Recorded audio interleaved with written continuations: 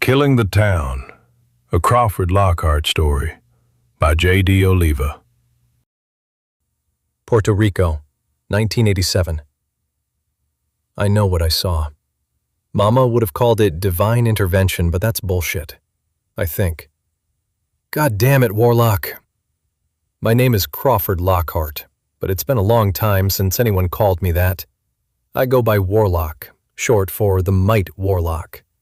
Pro wrestling is weird like that. We all buy into this fictional reality, the kayfabe. We play a role to the point that even in the locker room, we don't call each other by our real names. It's easy to get caught up in the bullshit of this business. You start believing you're the guy who stands in the ring and pretends to be whatever gimmick they give you. Some guys are cowboys, superheroes, or brainless monsters. In my case, I wear a black and purple robe to the ring and act like I've got some connection to the supernatural. I'm luckier than most. It's easy to remember I'm not some cackling madman talking to ghosts, because there's no such thing. The supernatural isn't real. But then, what happened out there tonight? How else can I explain it? Growing up on a farm in northwest Wisconsin, we were good church-going folks, but I don't know if any of us ever believed in magic. As good Protestant people, we figured miracles belonged to the Bible, if you believed in that.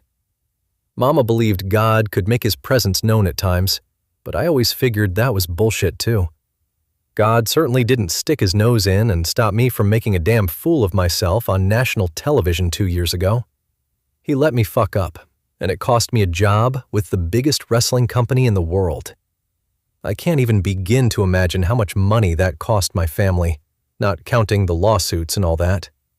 I'm talking about all the ticket money I missed in arenas from Madison Square Garden to the LA Forum. Instead, I got blackballed, and now I can't seem to find work with any promotion in the States. I'm a liability, I hear. You'd think what I did, acting like a crazy person and legitimately hurting a guy, would be good for a man billed as a madman. But it's not. It just means I can't work. I had a good gig in Japan before New York, made good money over there, and I thought that was where I could make a career. Back then, I figured I could spend 20 weeks a year wrestling in places like Hokkaido and Osaka, maybe Tokyo, then come home to my farm in Wisconsin and be an ordinary guy who didn't have to talk to ghosts all the time. But I incinerated that bridge the day I got offered a spot at the top of the card in New York.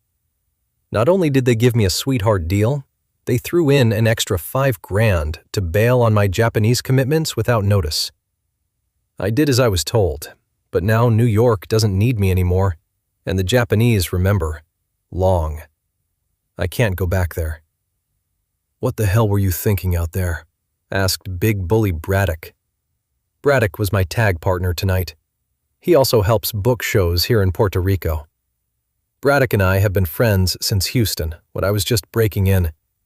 He might be the only guy willing to give the Might Warlock another shot, and I've got a sinking feeling I blew it tonight. See, at its core, wrestling is a gross business. Selling tickets is almost secondary. What matters is making sure fans come back next time. The easiest way to do that is poking the crowd a bit. Piss them off, make them mad. But only so they want to see you get your ass kicked. That's called getting heat. Usually, heat equals dollars. Fans, especially in places like Puerto Rico, pay good money to watch a jerk like me get his shit kicked. But there's a fine line. Sometimes the heat gets too much. When that happens, things go south.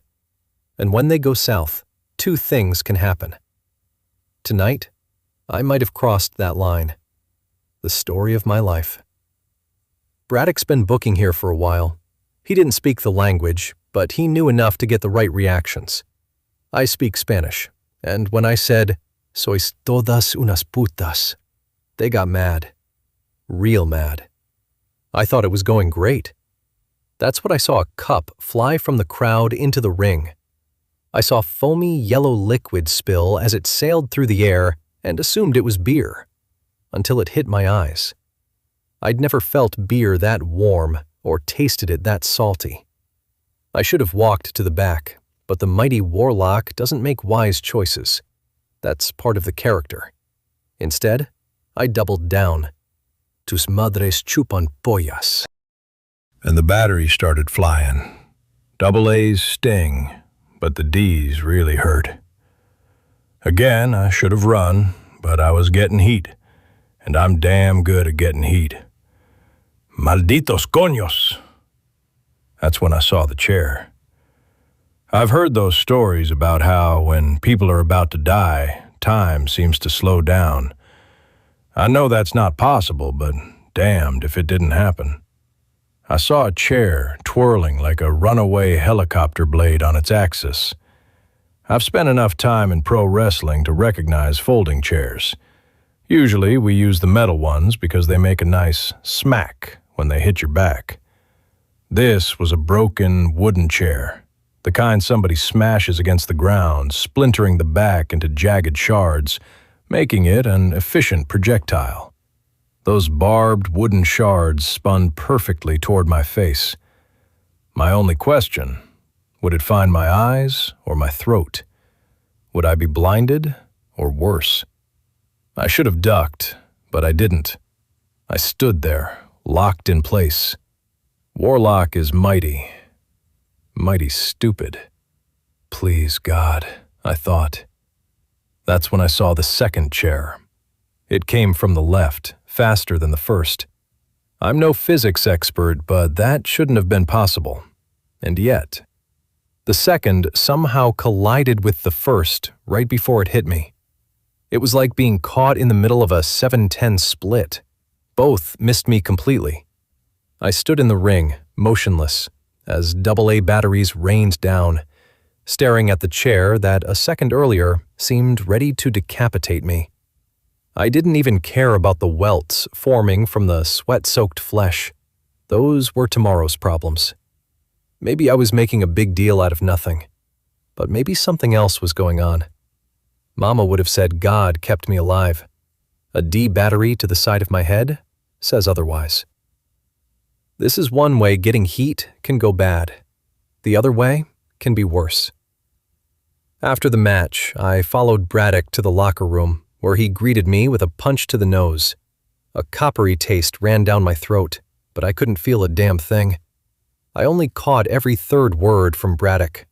I pieced together enough to realize I'd blackened another territory off my list. I don't think I'm coming back to Puerto Rico. Some divine intervention.